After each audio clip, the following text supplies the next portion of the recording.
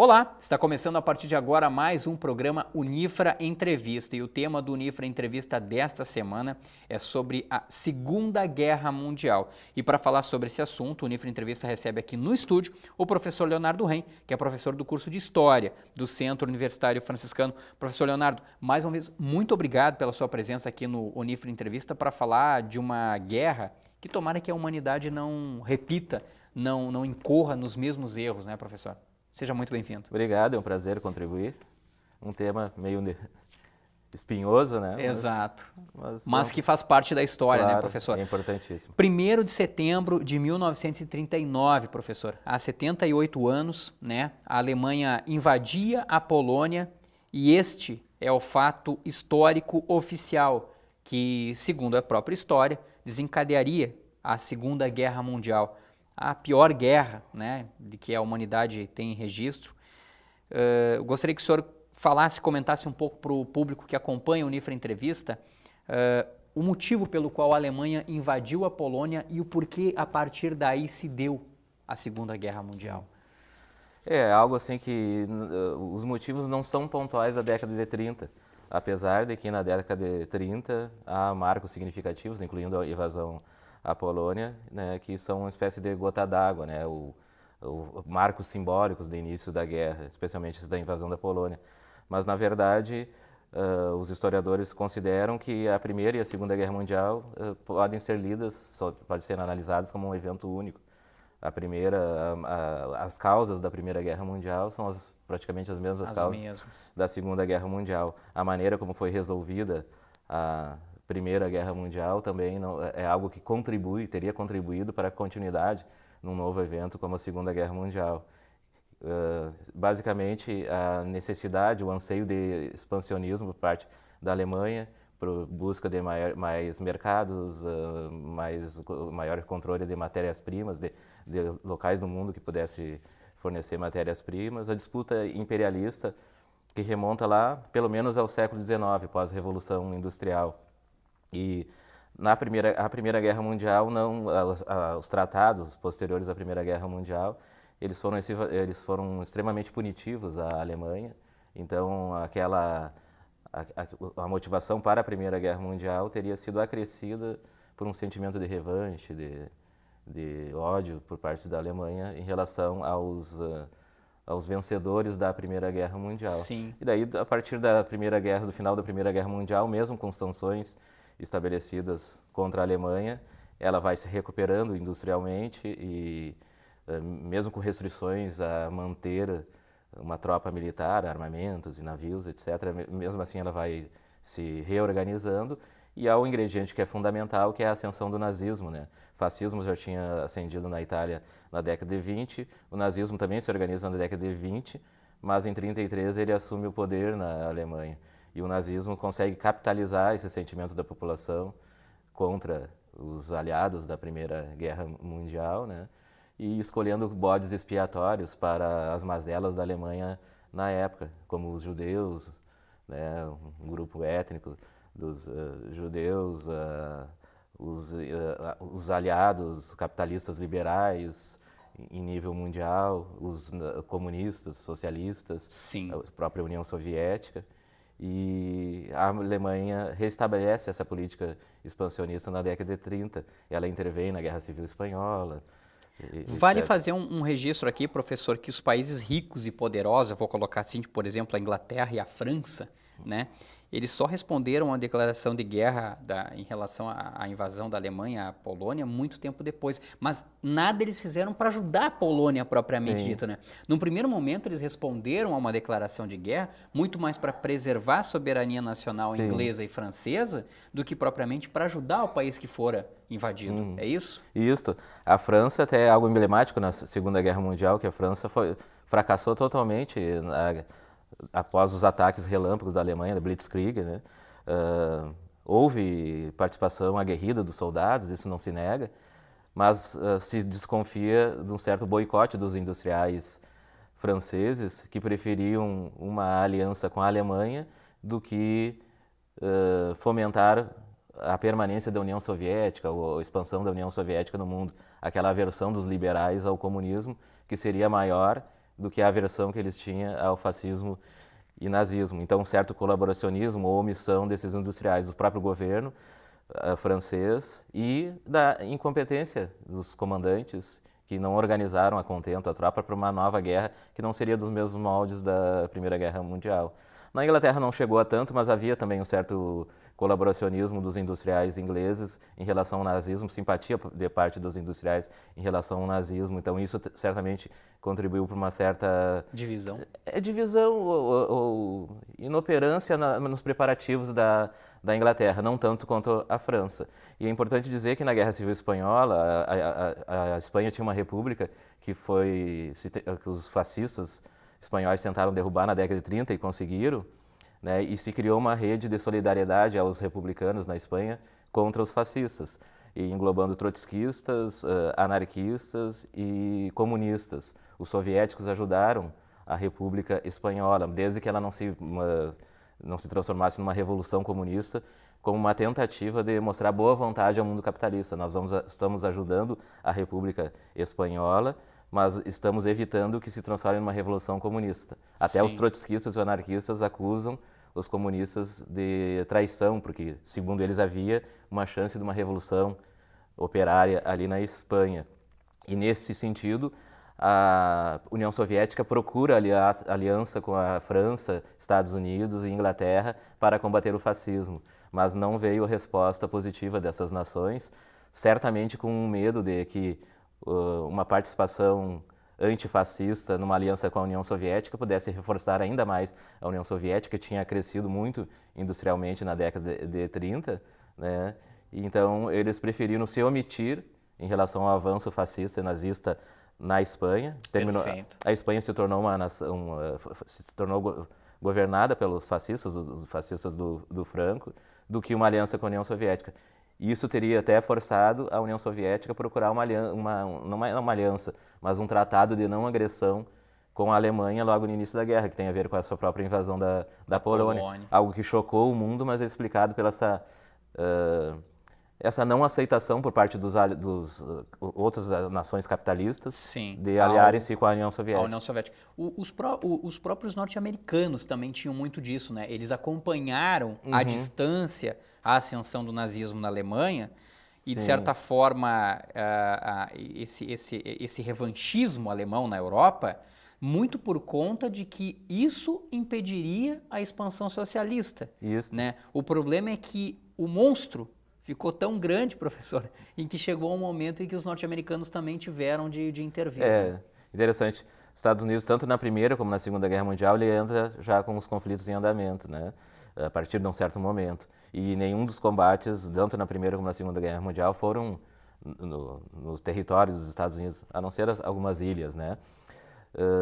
Então, além da questão de ganhar tempo, que tanto na Primeira como na Segunda Guerra Mundial normalmente se cita, né, para explicar essa entrada tardia dos Estados Unidos na guerra, na Segunda Guerra Mundial também tinha um novo componente, que é a opinião pública mundial. Há estudos nesse sentido, que era muito entusiasta da guerra antes da Primeira Guerra Mundial, porque fazia tempo que não ocorria um conflito naquela magnitude, não sabia qual era o porte, até esperava que fosse muito rápida. E daí, devido à barbárie da Primeira Guerra Mundial, a opinião pública mundial, dá para se dizer assim, ela estava muito receosa de apoiar uma nova guerra. Isso em várias nações do mundo ocorreu. E os Estados Unidos, há estudos que indicam que a opinião pública dos Estados Unidos era contrária à entrada na guerra.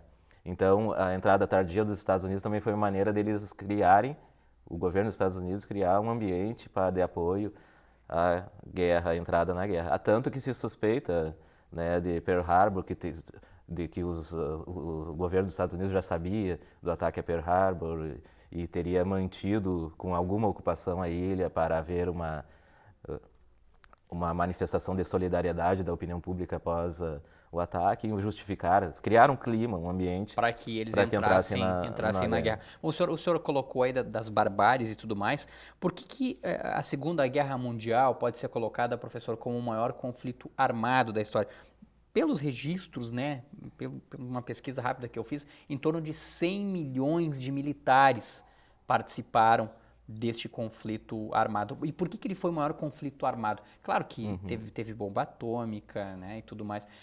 Talvez porque na Primeira Guerra tenha sido uma guerra muito de trincheira, ou seja, o combate quase que corpo a corpo, e já na Segunda Guerra as armas, né, a metralhadora, os tanques de guerra e tudo mais, isso de certa forma apareceu para a humanidade? Isso. A evolução dos armamentos, a quantidade um tanto bem maior de países envolvidos da Segunda. A Guerra Mundial é uma generalização que faz, é um apelido, digamos assim, que se dá, né? Não significa que a guerra tenha englobado todas as nações do mundo, né? Perfeito. Mas boa parte delas. Então, em termos de armamento, em termos de soldados envolvidos, militares envolvidos, até morte de civis, maior do que na Primeira. Além do aumento da população mundial entre a Primeira e a Segunda Guerra Mundial. Tanto que alguns cálculos indicam até que a Primeira Guerra Mundial, em termos de número de baixas, proporcionalmente teria sido maior do que a Segunda Guerra Mundial.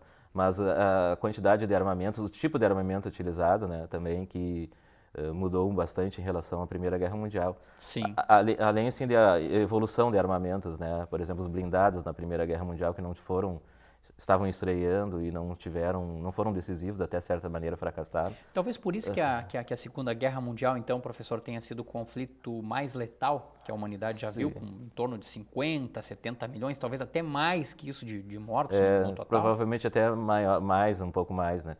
Englobando a população civil.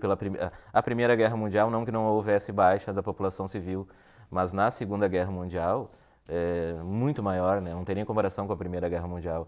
Porque a Primeira Guerra Mundial, como tu mesmo dissesse, foram estabelecidas grandes redes de trincheiras na Europa e os combates ficaram praticamente estagnados ali. Restritos a essas regiões. Essas regiões com a morte dos militares. Sim. Na Segunda Guerra Mundial, a população civil foi muito atingida. Por conta de bombardeios aéreos, acredito. Execuções e bombardeios aéreos. Na invasão da Alemanha, por exemplo, na União Soviética, a população civil foi massacrada, né?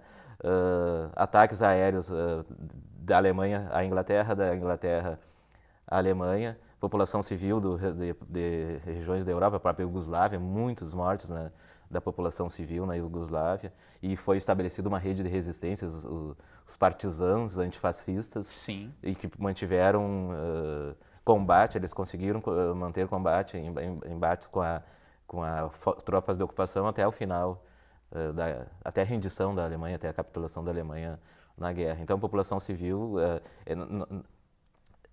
O conjunto de mortes da população civil é muito significativo. Sim, né? Foi talvez o principal alvo, né, da guerra, porque se atingia muito isso. O Unifra Entrevista vai fazer um intervalo muito rápido agora. Na sequência, nós voltamos para falar mais sobre o tema do Unifra Entrevista dessa semana, que é sobre a Segunda Guerra Mundial. O professor Leonardo Ren, o nosso convidado desta semana. 1 minuto para você tomar uma água, fazer um lanche rápido, ir no banheiro, mas voltar, hein? E continuar conosco aqui no canal 15 da NET para ouvir mais do Unifra Entrevista.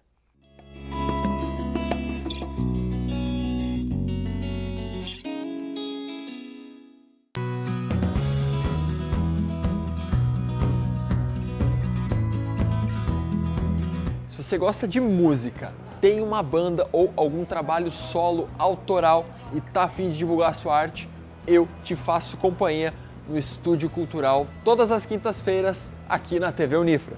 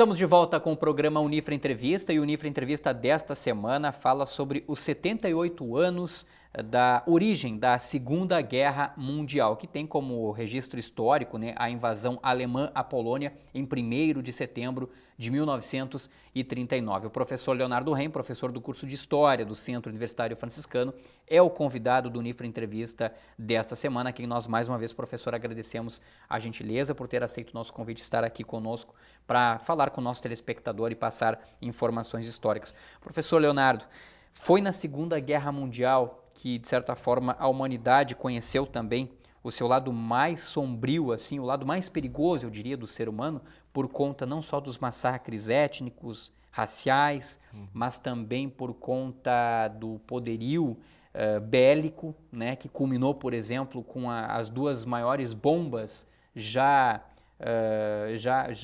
colocadas pelo ser humano em atividade?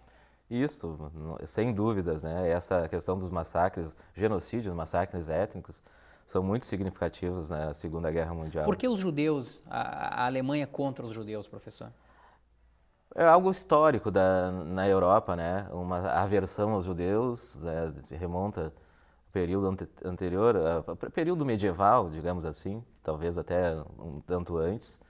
E acredito que tenha sido uma estratégia capitalizando essa certa aversão que tinha, mas nunca, nem sempre tão extremada como na Segunda Guerra Mundial.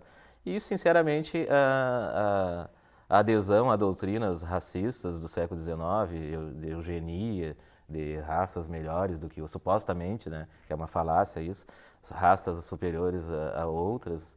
E então o nazismo em si ele surge culpabilizando os judeus pelas mazelas da sociedade europeia como um grupo, pária na sociedade. Mas os nazistas eles tinham aversão a outros grupos étnicos também, né?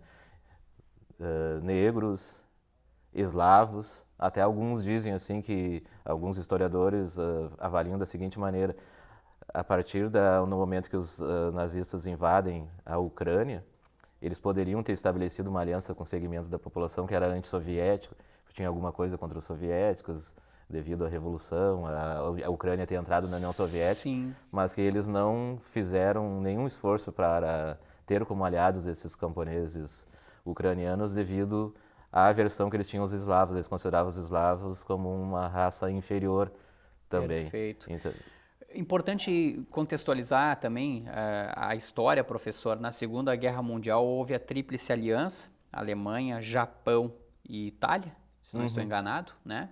E os países aliados, que eram aqueles que combatiam, né, esses três países. Até que ponto a aliança tripartite, se eu posso colocar assim? da Segunda Guerra Mundial é chamado de eixo, né? Isso. O eixo, até que ponto ela culminou para acirrar ainda mais o clima? Porque a aliança tripartite, ela colocava a seguinte situação: qualquer país que atacasse a Alemanha, a Itália ou o Japão, a Alemanha, a Itália e o Japão atacariam esse país, né? Ela foi, de certa forma, mais determinante ainda do que a própria invasão da Alemanha na Polônia? Essas alianças prévias que existiam, elas contaram, né?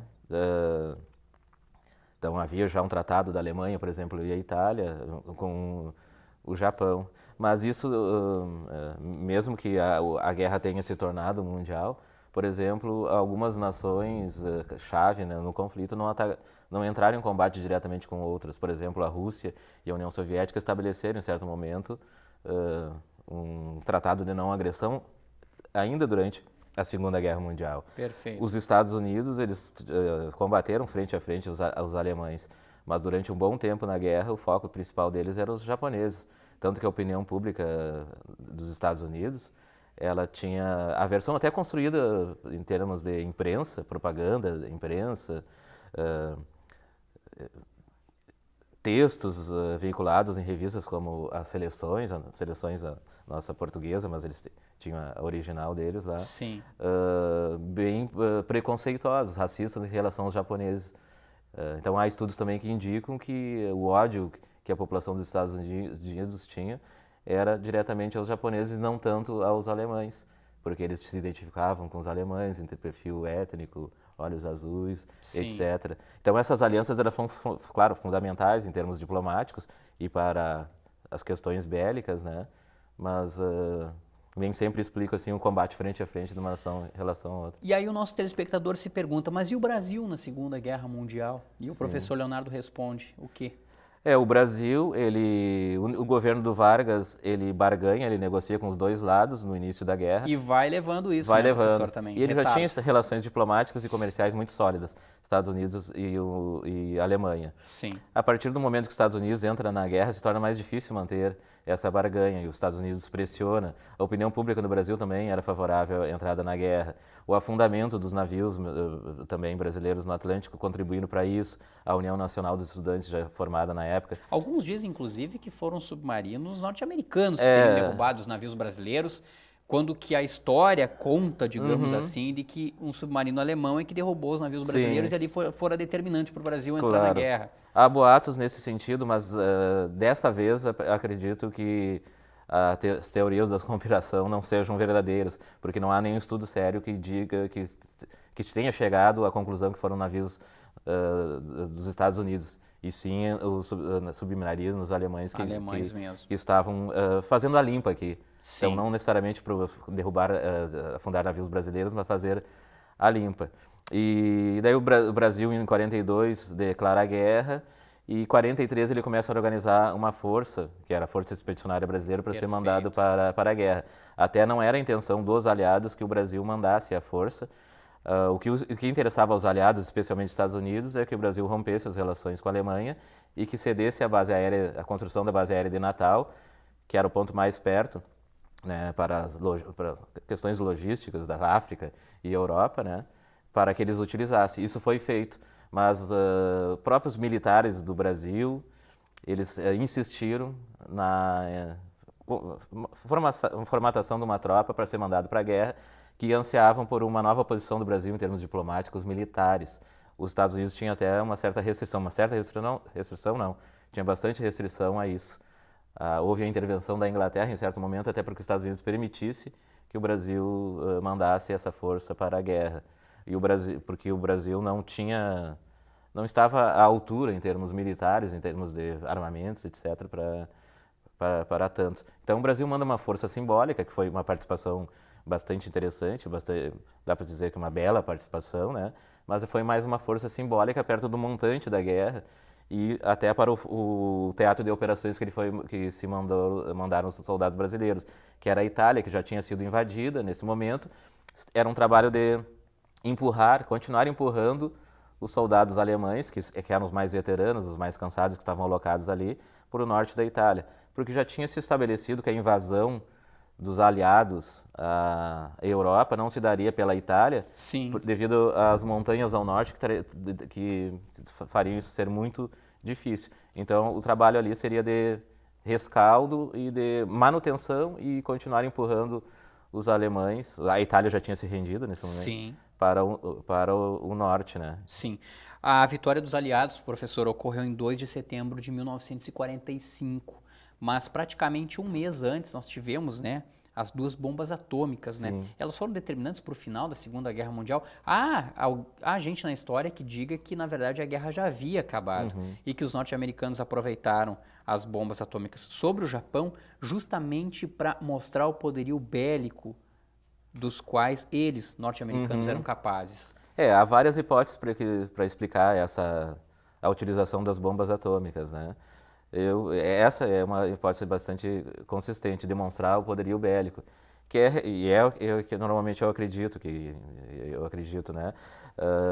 Uma demonstração de força para os aliados, mas não para qualquer aliado. Claro, para os aliados em geral não dá para se negar, mas especialmente para a União Soviética, porque o mundo nesse momento já se polarizava. Se polarizava, já estava polarizado anterior, houve uma aliança momentânea na Segunda Guerra Mundial, se sabia que momentânea, e voltaria a haver a tensão socialismo e capitalismo. Então, numa demonstração de força, principalmente para a União Soviética, alguns dizem que seria assim já o início da Guerra Fria ali, apesar de que a princípio a Guerra Fria até remonta ao período anterior à guerra, porque na década de 20 já existia essa tensão, mas oficialmente considera-se a Guerra Fria o rompimento do Truman, o presidente dos Estados Unidos, com a União Soviética, em 47, né?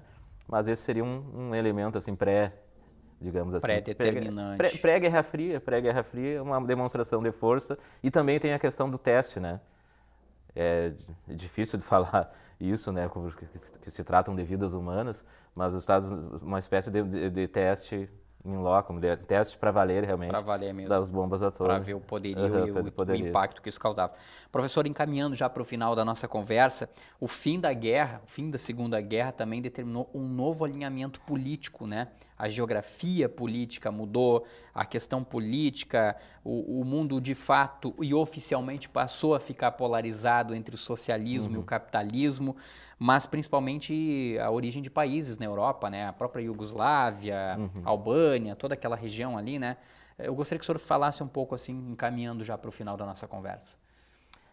A Segunda Guerra Mundial, após a Segunda Guerra Mundial, todo o período de reconstrução, os Estados Unidos, Plano Marshall de recuperação da economia de algumas nações europeias especialmente. Ascendem economicamente a partir daí, né? Emprestam dinheiro para os países europeus. Isso até surpreende o mundo. Na época não se esperava isso, que houvesse uma recuperação da economia tão rápida. Tanto que na década de 50 a economia europeia já está em franco desenvolvimento. Alguns chamam de era de ouro do capitalismo europeu. Mas os Estados Unidos auxiliam a reconstrução tanto da Alemanha, tanto da Inglaterra e do Japão. Por que do Japão? Para evitar que o Japão se adentrasse o bloco de poder soviético, ou que comunistas japoneses eles ascendessem dentro da nação. Né? E a União Soviética também estabelece uma linha, uma aliança, o Pacto de Varsóvia, para tentar se defender de suposto, talvez, um avanço capitalista nesse momento ali. Então, tem vários acontecimentos importantes da diplomacia, das relações de poder na Europa nesse momento, a própria formação do Estado de Israel, que se dá posteriormente a isso e que gera uma tensão até hoje, que foi decidido, foi uma decisão de cúpula, né? Se cogitou uma um território na África para alocar os judeus e o movimento sionista na época não aceitou, até que foi estabelecido, batido o martelo lá pela região, né, e gera uma tensão com os palestinos. Então há muitas decorrências ali do rearranjo posterior à Segunda Guerra Mundial. A própria criação da ONU também é importantíssima. Surgimento disso, né? Para encerrar então, professor, que fique, de certa forma, de exemplo para a humanidade, né? Que nunca mais venhamos a repetir um fato desses, porque as consequências são terríveis, né? Certamente, né? Ainda mais nesses momentos atuais em que há uma tensão no mundo englobando a própria bomba atômica, né? Veja como as consequências da Segunda Guerra Mundial, a partir dali, né, as nações muitas delas foram conseguindo o conhecimento da bomba atômica logo depois, têm uma outra posição na geopolítica internacional. Imagina uma guerra desse porte nos dias atuais, seria até incalculável, né? Como anterior à Primeira Guerra Mundial, mesmo as pessoas tecnicamente envolvidas, militares, cientistas, não sabiam o vulto, o porte que haveria os combates, que existiriam nos combates. Certamente, mesmo nós podemos antever e projetar, ninguém sabe, né, qual seria a magnitude de um conflito bélico, né, em termos de número de mortos, de destruição, né? Então, certamente é algo a ser evitado. Né? Evitado por toda a humanidade. Professor Leonardo Reim, professor do curso de História aqui do Centro Universitário Franciscano, muito obrigado pela sua participação mais uma vez aqui no programa Unifra Entrevista. Nós voltamos na próxima semana com um novo tema. Lembrando que o Unifra Entrevista pode ser acompanhado nas reprises aqui pelo canal 15 da NET ou ainda pelo Unifra Online, o nosso canal do YouTube. Nós voltamos na próxima semana com um novo assunto. Um grande abraço a todos e até lá.